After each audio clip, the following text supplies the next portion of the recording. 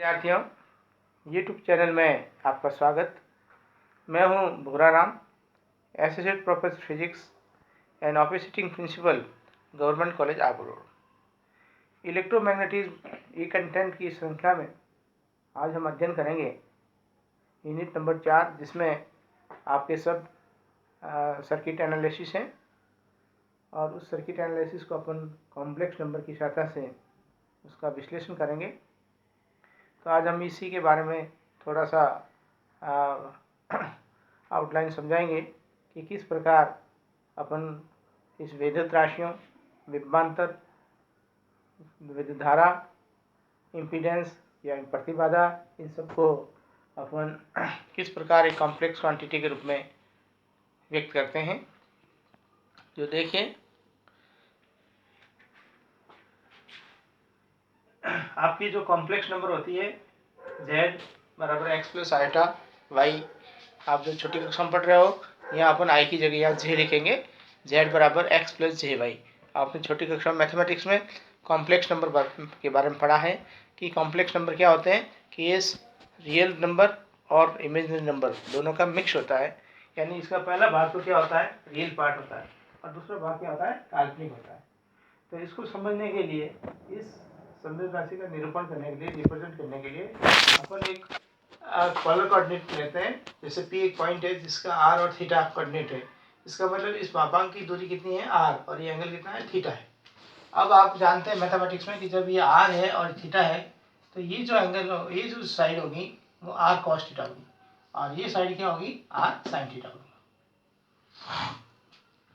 अब अपन इसी को ही कहेंगे कि जब P के कोऑर्डिनेट मान लीजिए x और y है, तो ये डिस्टेंस क्या कहलाता है, x, और ये क्या कहलाता है, y।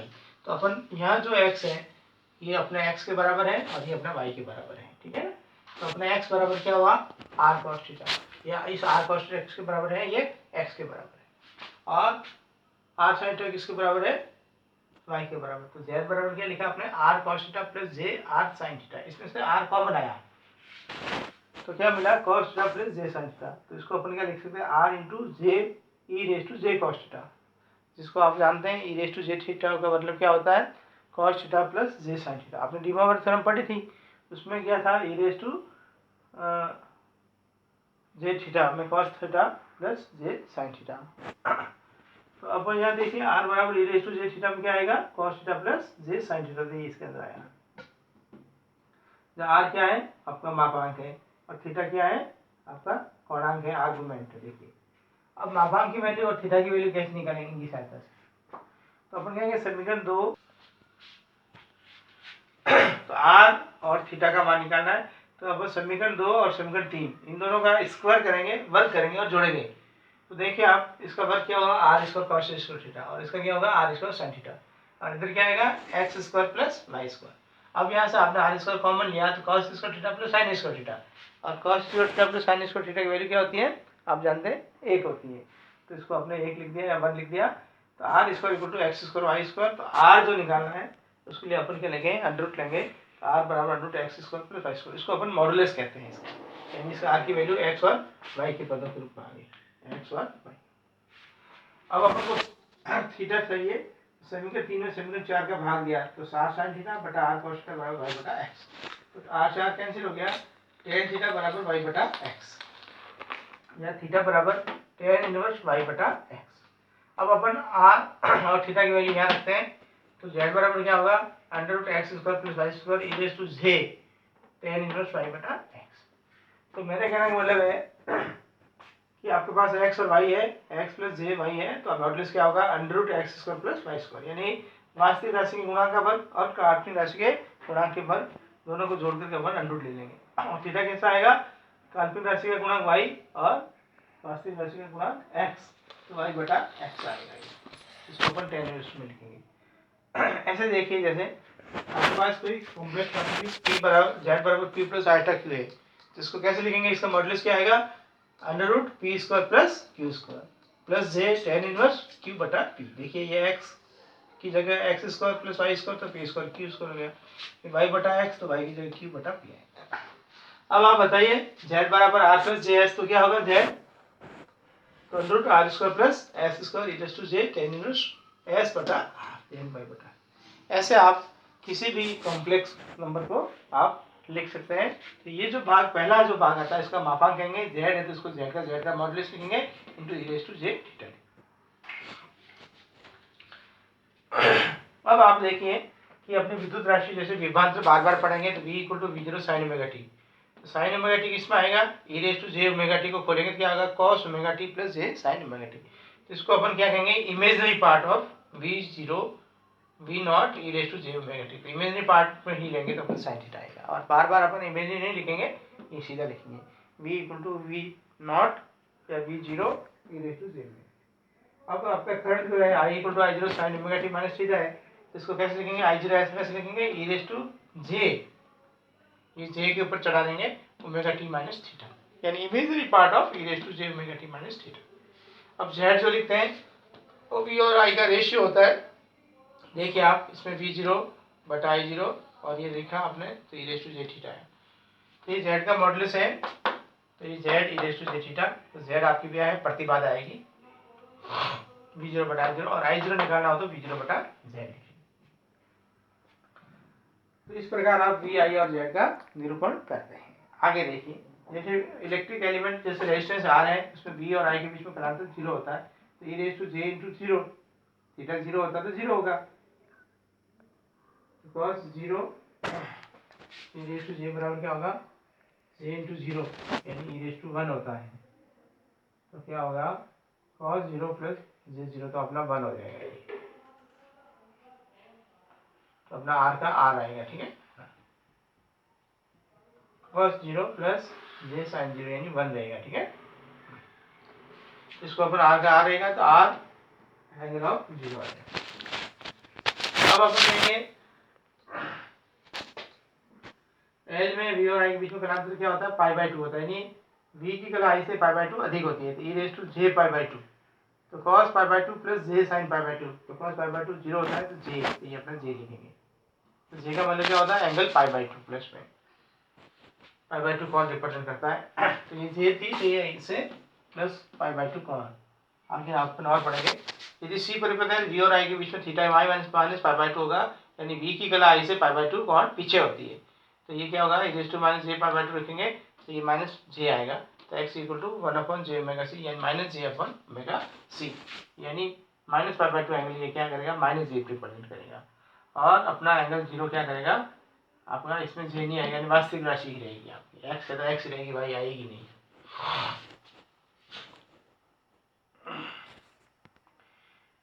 अब अपन ये कहेंगे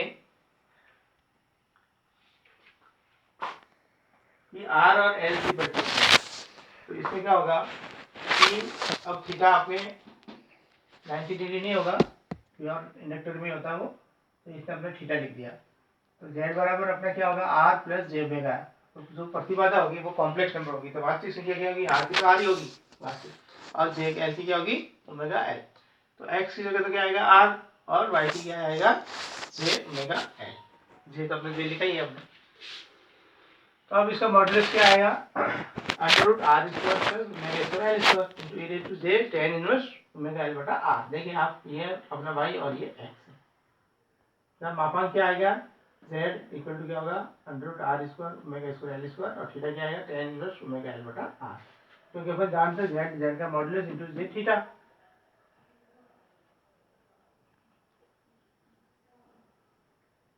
ये अपना z आ जाएगा, और ये j के साथ मल्टीप्लाइड में है वो थीटा आ जाएगी, और आपका अब अपना देखिए r की परिपथ में क्या होगा, v equal to v0 e raise to j omega t, i equal to i0 e raise to j omega t plus theta.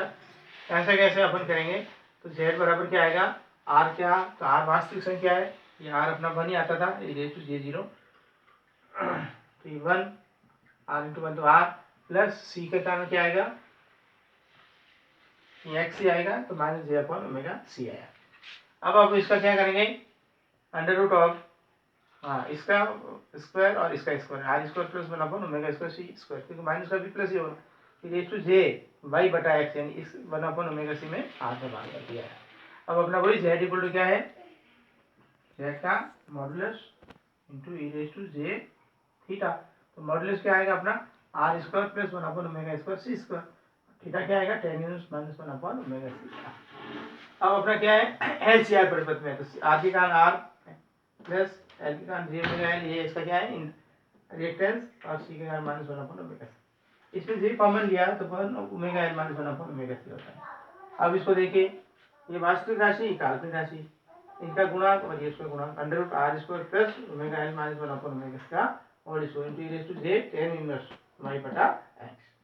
तो जहाँ आर की जगह जेड की जगह ये जेड का मॉडुलस आ गया और ये अपना थीटा आ गया, ये अपना मॉडुलस आ गया। ठीक है,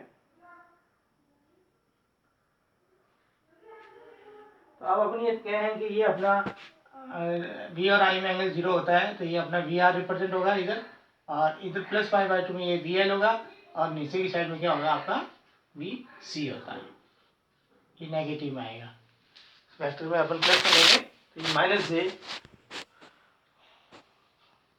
तो उसके हिसाब से ये represent minus j pi by 2 हिसाब से नीचे आएगा। तो अपन कहेंगे जैसे V L is greater than V C, तो ये भाग ऊपर आ जाएगा, और वी सी ग्रेटर देन ये भाग क्या आएगा नीचे आएगा। तो उसको अपन रिप्रेजेंट कर देते हैं V R equal to V R plus V L plus V C, तो वी सी के हिसाब से अपना ये वैल्यू आएगी। अब देखिए आप कैसे कि अब आपको निकालना वी एल, थोड़ा आपको समझ लीजिए आप वी एल निकालें, तो वी एल कैसे निकलेगा,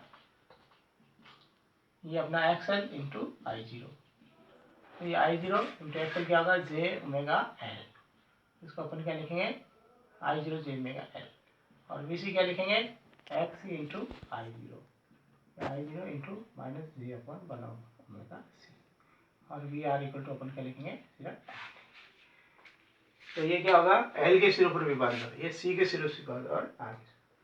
तो अब हम आगे वाले में क्या करेंगे, एल आर सर्किट का विश्लेषण करेंगे, आर सी सर्किट का विश्लेषण करेंगे, और एल सी आर सर्किट श्रेणी क्रम और समान क्रम सीरीज और पैरेलल में करेंगे।